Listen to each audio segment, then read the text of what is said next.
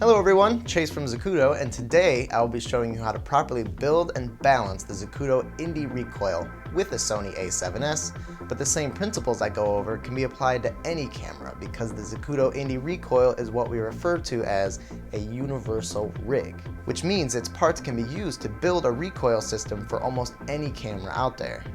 The key to any recoil system is balance, and the most important thing to remember is that your eye, shoulder, and hand placement never change. They will always be in the same spot.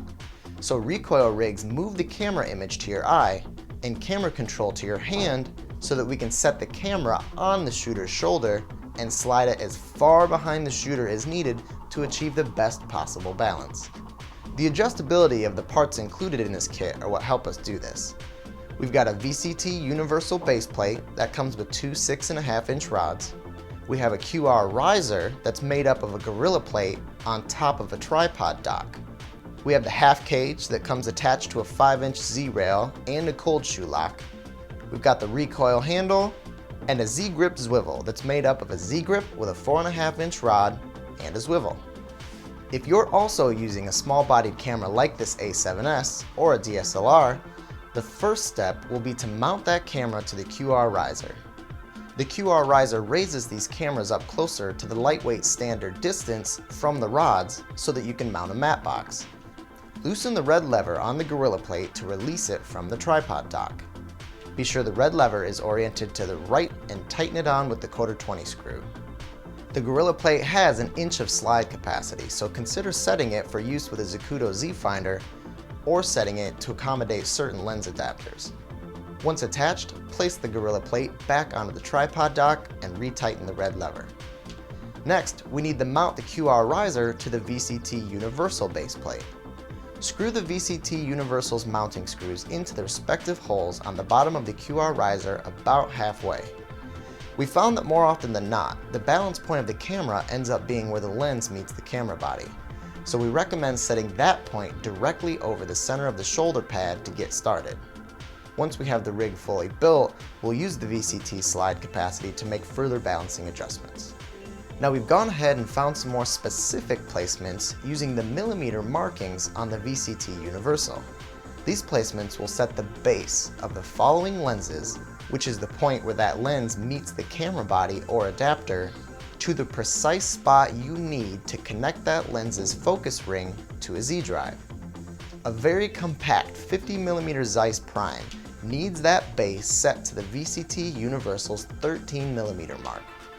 A slightly longer CP2 lens will allow me to push that point back to the 45mm mark. The Canon 24-70mm version 2 lens gets me back to a 71, and when I put this Canon 30-105 Cine zoom lens on here, I can push the point all the way back to 117. If your VCT does not have these markings, you can measure them back from the plate's protruding edge.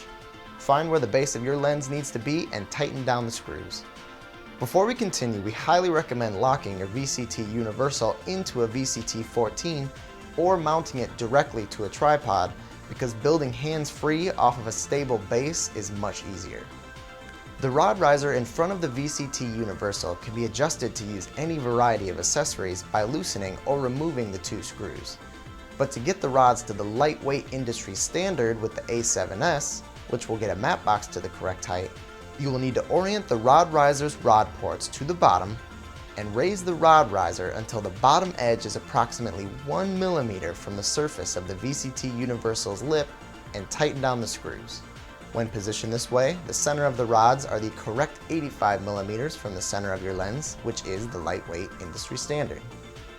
Next, we'll mount the half cage's 5-inch rail to the 1/4-20 holes along the right side of the VCT Universal. The multiple holes provide you a decent range to mount the rail, but we recommend centering it to get started.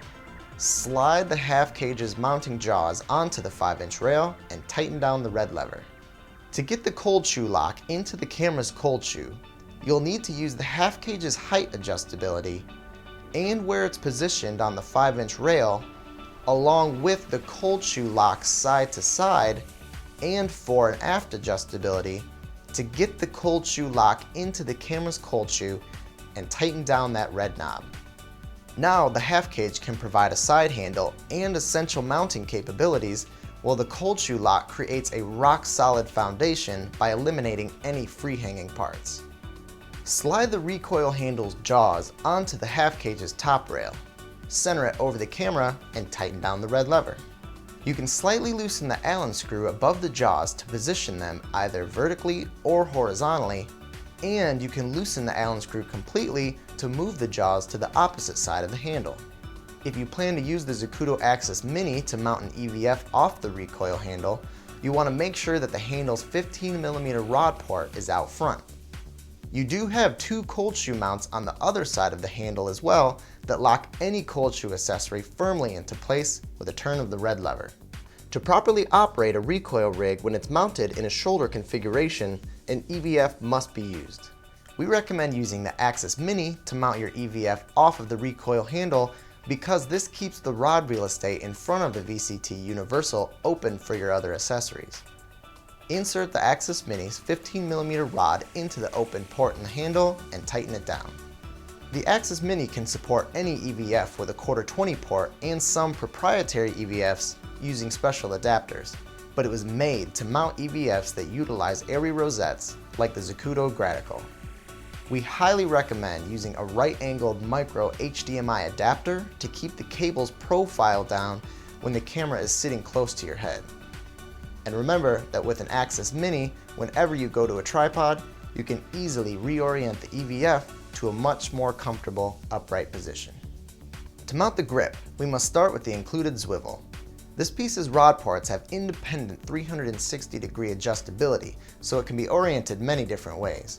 But we found that the best way to orient it in this situation is to tighten the rod port onto the front right rod, leaving the open rod port on the outside. Rotate the open port to the preferred position, insert the Z-Grips rod, and tighten down the red lever. You can loosen the red lever on the grip to manipulate its position around the ball joint, and with that, the rig is completely built and ready to be adjusted to the most comfortable position for your shooter. Use the VCT Universal slide capacity to best balance the camera over the center of the shoulder pad. Slide the half cage along the rail on the side to best balance the recoil handle over this point as well. Use the Axis Mini's 3 adjustment points and its side-to-side adjustability with its rod to get the EVF right into the shooter's eye, and adjust the Z-Grip to the most comfortable position. It's very common for smaller, lighter cameras like this one and DSLRs to be set closer to the front of the base plate so that they can connect to accessories or be reached by your hand. Because of this, it's probably going to be slightly front heavy. Of course, it's so light that it's hardly noticeable, but adding accessories to the rear of the VCT Universal can help perfectly center the balance point of a front heavy rig. We can accomplish this with a Zacuto Swiss plate with a battery and/or recorder mounted to it. The Swiss plate can be positioned several different ways on your rear rods, and if these accessories add too much back weight to the rig, you can always slide the camera further forward while keeping your front mounted accessories in the exact same position. We wish you the best when you're out there shooting with your Zacuto Indy Recoil, no matter what camera you're using. And if you have any more questions or want a little more information on any of our specific parts, feel free to check out the product videos available on zacuto.com. Thanks for watching.